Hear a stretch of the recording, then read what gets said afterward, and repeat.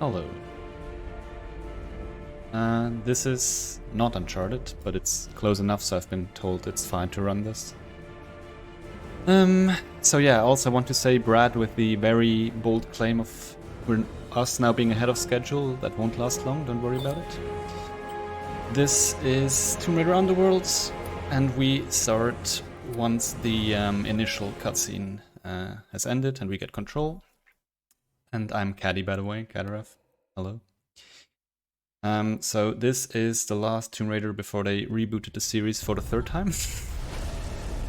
3, 2, 1, and go. So usually in the tutorial level you would go over the basics and, you know, movement and stuff, but I don't really have time for that because in about 40 seconds we will skip half the game. So in this tutorial level, in the main hall, if you touch the floor, you are supposed to get a trigger that would bring you to the first level. And then later on you revisit this tutorial level, and I think some of you can already tell where this is going. So basically we can already reach the level end trigger for the second time on the first go, if I can skip this out of fire here, thank you. And yeah, so what we'll do is we'll do a swan dive, and swan diving off certain ledges will grant you a mid-air jump, and with that mid-air jump we can grab a ledge around this corner without touching the floor. And luckily the second level exit trigger is right there, which allows us to skip the first 3 out of 6 levels, and we just saved a bunch of time. Very good game, and as you can see it will not take that long to finish it, but that's also a rather bold claim because I haven't run this in a while. Anyways, so this was the first level. We will now go straight to southern Mexico, skipping the main part of the introductory storyline. So all of a sudden Lara will now spawn with a motorbike and drive around in Mexico. It all makes sense, I guess. Also in this game, between each level you have these outfit and weapon selects. If you mash through them, the game crashes. You know, just the classic stuff. Anyways, so this level is kind of open-ish, like you can do the puzzles in this level somewhat in random order. And it's like kind of like the concept is that you first have to explore and like find all these different sites where you can solve puzzles to continue. But you can also just not do that and find a more creative way in. So what we kind of want to do is there is this, well, underground level called Chibalba that we want to go into. And you are supposed to solve some mine calendar stuff thingy to open up that entry, but you can also just go out of bounds and do some more creative stuff. But first we have to get there. But again, so the main, like this game doesn't have really any broken glitches compared to the other Tomb Raider games, which of course seems somewhat ridiculous since we just skipped half of the game. But apart from Swan Dive giving us a mid-air jump, the only real other thing we can use is basically grenades. And they are pretty helpful because if we get hit in mid-air by a grenade, it resets the fall damage calculation. And that will be helpful rather soonish because we will go out of bounds with swan dives, but we want to go back in bounds. And for that we need to survive a rather long fall. Also, can this... Thank you, kitty cat. And now, please don't... Good. Also, we first need to get up there.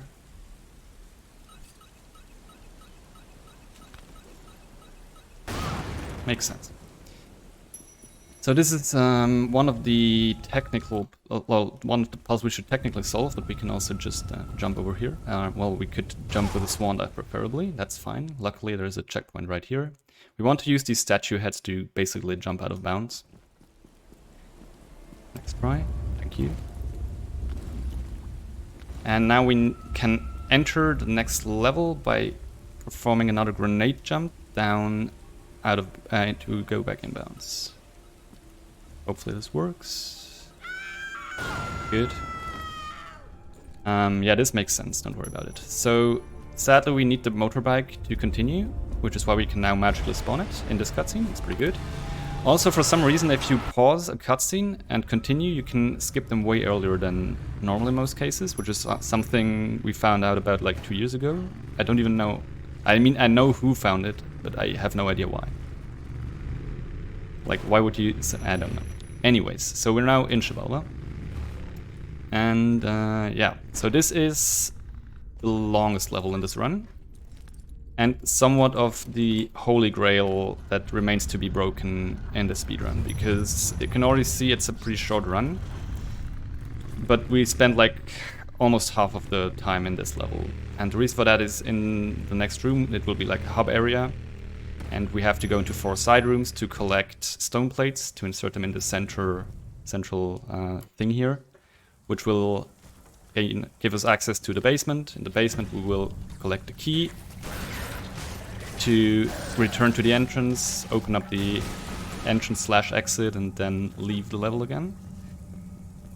And we've tried quite a few things to skip all of that, but once we solved one thing, another problem popped up, and so far we were not yet able to complete a skip of all of that. So yeah, sorry about that. So by turning these statues, we open up the side rooms. You can tell that I'm skipping out of these cutscenes, so these kind of like flyby in-game-ish cutscenes you can easily skip just by pressing crouch or shift. That's easy enough and like unintended mechanic. But just keep that in mind because it comes in quite handily later on. Here we can bypass a small climbing segment by just swan diving on top of this slippery slope that for some reason doesn't send us down but rather up. And now it's basically just a matter of going into all of the 4 side rooms and complete the puzzles there. The first side room will have some blade traps that we hopefully avoid. Maybe by not jumping too early, good. Oh, sorry, this is not the one with the blades. This is the one with the spikes. My bad. The funny thing is there is a camera change right in the middle, and with the camera change also your like controls change, which is always fun. Which is why this looks very easily controlled by me. So with that was the first stone plate. You can also cancel the pickup animations by pressing shift, which saves another small chunk of time. It adds up over the course of the run though.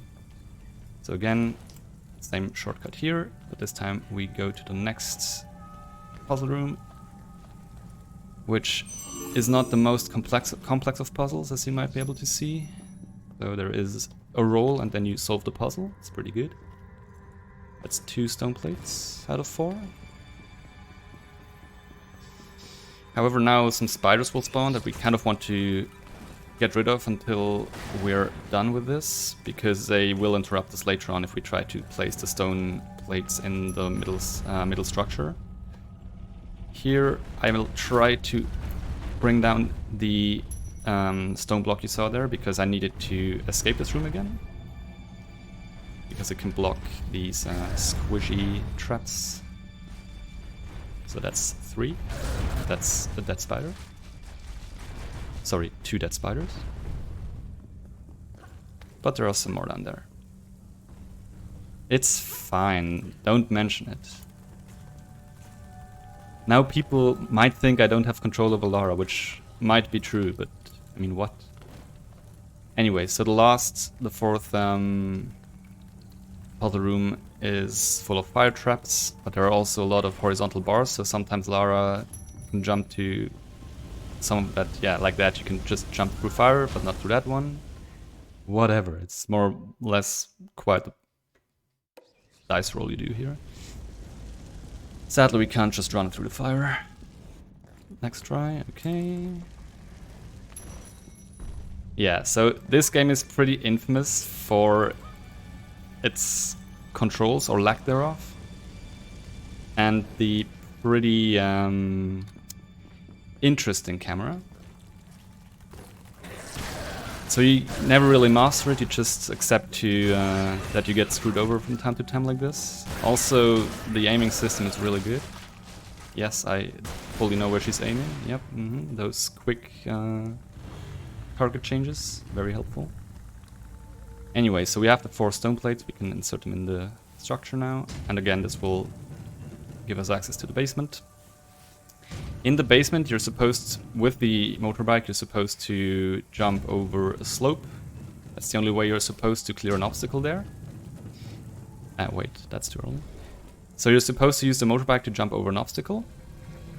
And then the only way you can get back out is by collecting Thor's belt, I think. So this entire game is based around Norse mythology, and you're collecting Thor's artifacts. And they are supposed to give you like the superhuman strength you can use to clear the obstacle, basically.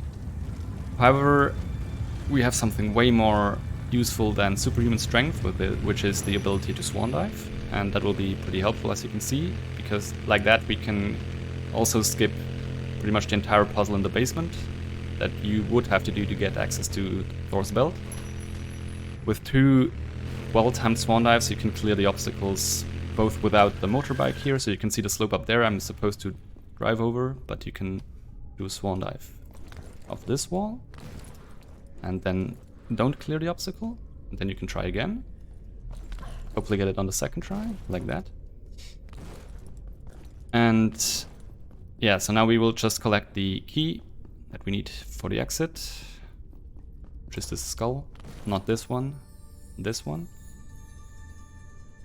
And you're supposed to now go down this way to collect the belt, but we can also just not do that. We can turn around and do another swan dive over the obstacle in the other way. So with the belt you're supposed to move that slab on the left there, but yeah. And also just do this. And that's pretty much southern Mexico done, because now we have the key, we have a motorbike, and we can go all the way back. And that was, or is about to be, the longest level in the run done. After this we go to Jan Mayen, which is a Norwegian island. And there we do another rather risky skip. Doesn't save, obviously doesn't save as much time as the first one we did, where we skipped half of the game. But it is rather, like, it saves quite, like 3 minutes maybe, something like that. And the downside is it's, yeah, pretty risky, because we don't have a checkpoint after starting the skip for like another good minute, so if we fail it we go back a minute. But we'll see how it goes.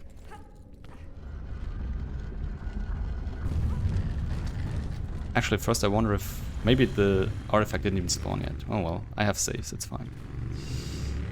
We will see. Also, I'm very good at driving the motorbike, in case you can't tell.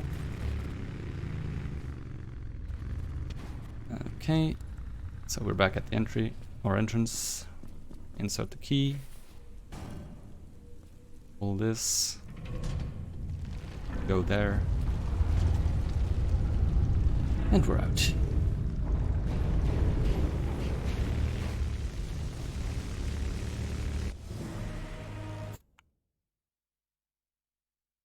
So there are 2 options here for outfits. But there is actually only one, because one of them is terrible. So let me give you the correct answer, which is that you obviously choose the light outfit. Correct. And we always use a shotgun if we don't have the final weapon yet, because shotgun deals a lot of damage. And that's good. So in this next room there's a giant tower in the middle that we're supposed to climb, but we will do our best to avoid that by doing the aforementioned skip, which once again will use a grenade. Basically we will go out of bounds by picking up an artifact that may or may not have spawned. I might have to use a save there. So we will go out of bounds and try to jump back inbounds behind this gate. The only problem is the gate extends into the out of bounds area, and with just a swan dive we can't make it back inbounds. So we will use a grenade to do that. Yeah, the artifact hasn't spawned yet. That is fine, we just have to drop down again. Oh yeah, also I didn't mention... Oh, did the game just crash? Oh, yeah, game crash. Nice. 4 runs, 3 times the game crashed. Don't panic yet. Just need OBS to tell to capture the game, please. Tomb Raider games are well made, don't worry about it. Okay, OBS, please capture the game. Thank you.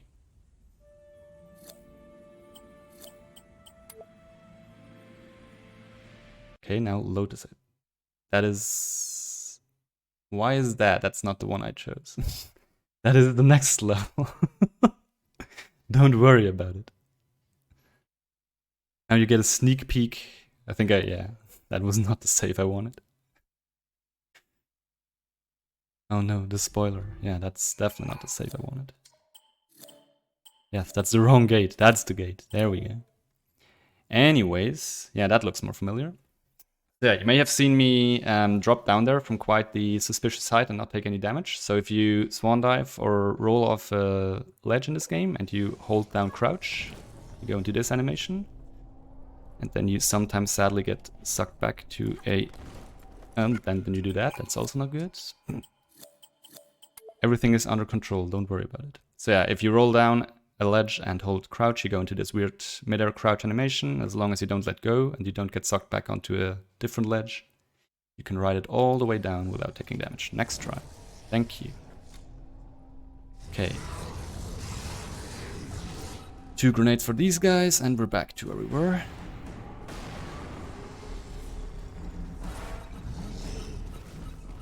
This time, hopefully, with the artifact. There we go. Sorry, treasure, as it's called in this game. So by picking up from this side, you slowly slide backwards, and it's just far enough to go out of bounds. And now I need to time a swan dive around the corner to jump into an exploding grenade, which gives me the last bit of distance that I need to make it back inbounds, hopefully. So we have somewhat of a setup for this. So now I need to time it.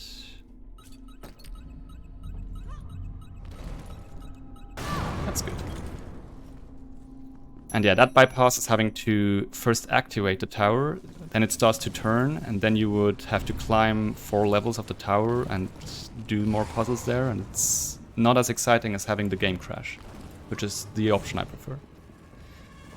But what you're also supposed to do is you're supposed to ride the motorbike all the way down, and we didn't do that, we left the motorbike behind. So now we don't have it here, which is obviously slower than riding the motorbike, but skipping the tower is well worth the time loss here.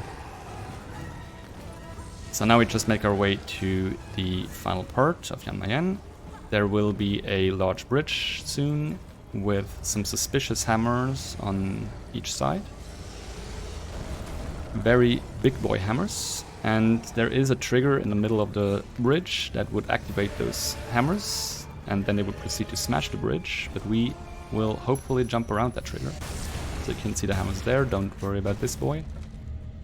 With another swan dive and mid-air jump, we can try to jump around the trigger. If I can line this up, which I can't. Like that. So, nice collision. This guy is also just looking, can you jump? Looking at us. And yeah, so this is supposed to be crumbled by now. Yeah, the hammers just activate now, so that's plenty of time for us to cross this without having to do any of the puzzles. And that's already the, well, second to last large level done. There is a small intermission here where we're now on this random boat. Trust me, if you would play through all of these levels, it would make just as much sense. And we just have to get to the end, basically. This is a pure running level. Let's choose a different outfit for once. Maybe that will prevent further crashes. We also have Thor's hammer now. All makes sense, and it's a very strong weapon. It actually one-shots every enemy, minus the big thralls in the final level. But we don't even need to kill these guys. We can just tank the damage and run to the end. There's another small fall damage cancel we'll do here, because you would otherwise die from this fall, but by doing the crouch, we can just ignore the fall damage. And then bonk into random crates. Good. Now this is Uncharted 2, it came out 1 year after Uncharted J. Maybe Matt put up the wrong game title, I don't know.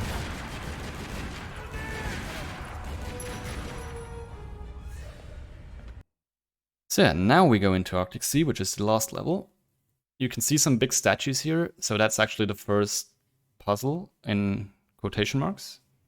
There's this big gate fencing off the next area, and you're supposed to make these statues lift their big swords because they're holding down the chains that seal the gate. We will do something like that. We will skip the gate, so it's basically the same. And finally, in the last level, we also get to do some diving, which you might have expected a bit earlier in a game called Underworld, with a game cover that features Lara prominently diving, but yeah, such is speedrunning.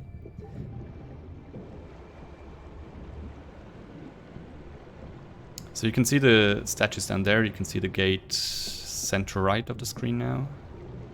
But we will swim or dive into this side tower here.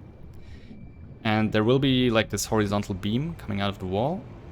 And by first hanging from it and then trying to re-grab but cancelling that animation, we can semi-clip into the wall.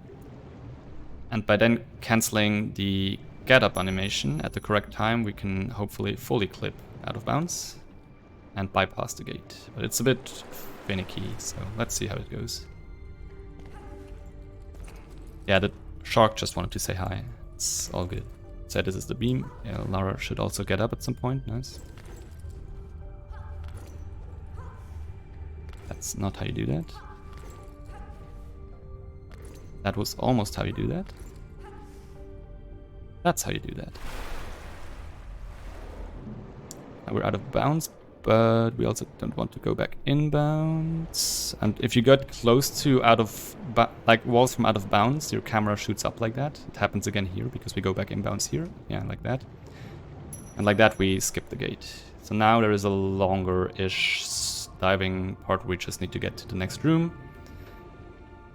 Next room will just have some, minor jumping puzzles. So there are gonna be quite a few enemies that spawn pretty much behind us, but we don't have to really care about them. And after that room, it's just a bit more running, and we will be at the final boss. And the final boss in this game is another jumping puzzle, pretty much. There is no boss fight or final boss fight or any boss fights at all in this game, which also broke somewhat with the tradition in Tomb Raider, but I welcome that change. Means less RNG, right? Right. Because jumping is very not RNG in this game.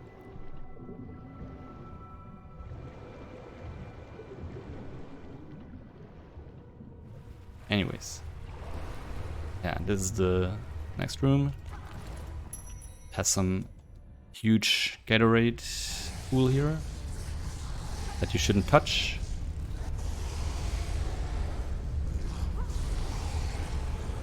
But Lara is nimble enough to avoid it, hopefully.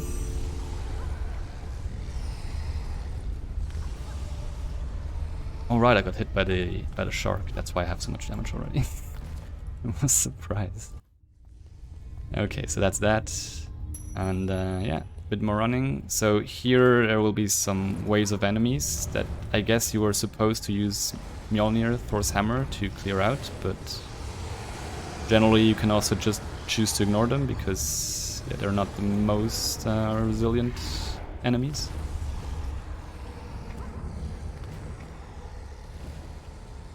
And this is Lara's mother. Something important of the story, I guess. I don't know. Goodbye.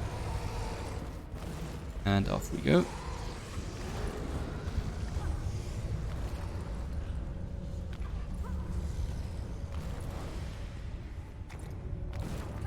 And then we're pretty much at the final boss puzzle, or whatever you want to call it. So the objective will be to smash 3 stone plates. And we first need to reveal them by pushing in these towers. They would otherwise block the stone plates. And here I will, on the next level, like the upper level, I will abuse again that I can skip these minor cutscenes. Because I will, after smashing stone plates... Why am I not on Mjolnir?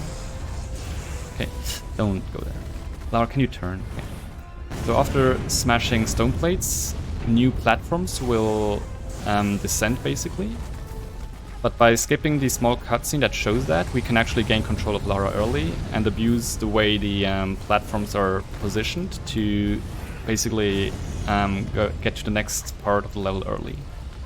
It might make sense soon, given I don't mess it up. Anyway, so that was the bottom floor. Off to the next part. First stone plate is here, and I will immediately cancel it and try to hang on to one of the platforms that is coming down there.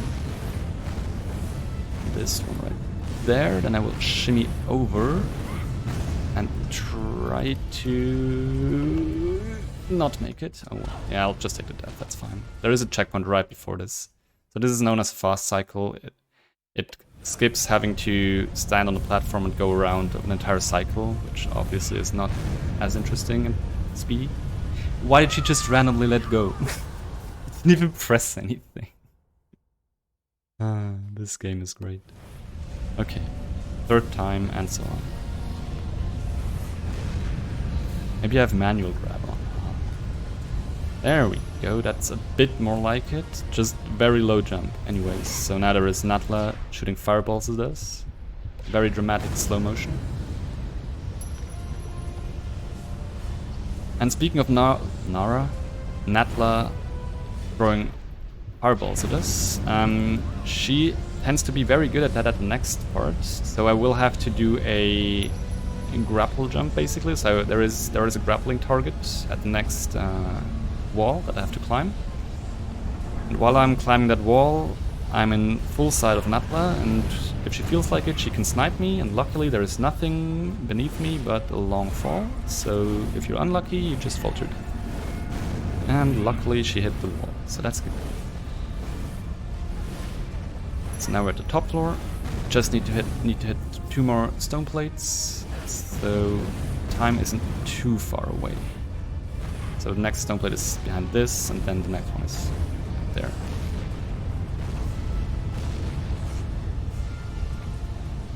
And there will be another fast cycle that follows the same principle, so right after this cutscene, since these platforms are still lowering, I can catch them early. Shimmy over, wait for it to stabilize, and jump, and time is in 3, 2, 1, now. Well, that was a mess and a half, but that was also my last run of the marathon. Great. Anyways, thanks again, Unchartathon and Uncharted community, for having me. I'm not an Uncharted runner, but you guys really should cherish your community. It's an absolutely great community, and I love running at this marathon. It's one of the 3 online marathon I make sure to submit every year, and I hope I get to do that again next year. Not gonna waste any more of your time. If you want to see some more Tomb Raider, but actual good gameplay, there will be another run of Tomb Raider, Shadow of the Tomb Raider, that is, right after the next run by a good runner, so not me. Yeah, enjoy the rest of the marathon, and until whenever. Bye bye.